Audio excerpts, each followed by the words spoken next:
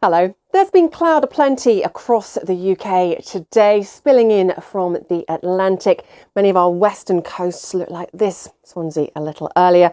Eastern coasts, particularly across eastern Scotland, didn't fare quite so badly ahead of the front. There was some sunshine around here, but the front is now pushing its way eastwards. It's introducing much moister air, a lot of humidity around, so it's going to get quite murky across the hills and around the coast through the evening and overnight.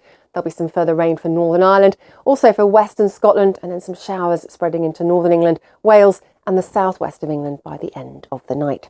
Overnight lows somewhere around the 11 to 13 degree mark.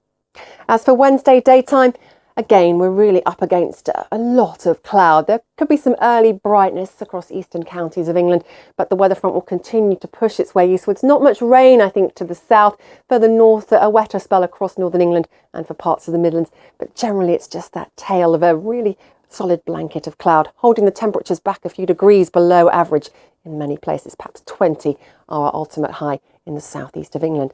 Thursday brings us a better chance of seeing some brightness, particularly the further south and east you are. And in fact, for Scotland, a little bit of a fern effect. Coming, we see some of our top temperatures towards the east here, perhaps even 23 or 24 degrees in the west, with the cloud and another weather front approaching just 16. Quite widely, we're looking at the high teens to the low 20s.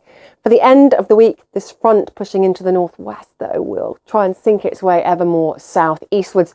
For many, Friday will be a dry day with some sunshine, but as the day pans out, Scotland and Northern Ireland will see increasing cloud and some rain arriving. And then to the north of that weather front, well, the clue's in its name. It's a cold weather front, so cooler air starting to sink its way southwards. Now, just how quickly that front makes its way southwards is subject to some question as we look towards our weekend weather. If it's quite slow moving its way south, we may just see a warmer spell for a time across southern England. But it does look, as we go through the weekend and on into next week, that we will basically pick up that northwesterly feed of air. So our temperatures are going to be a little on the low side, I think, even in the longer term, but nothing too unsettled on the way.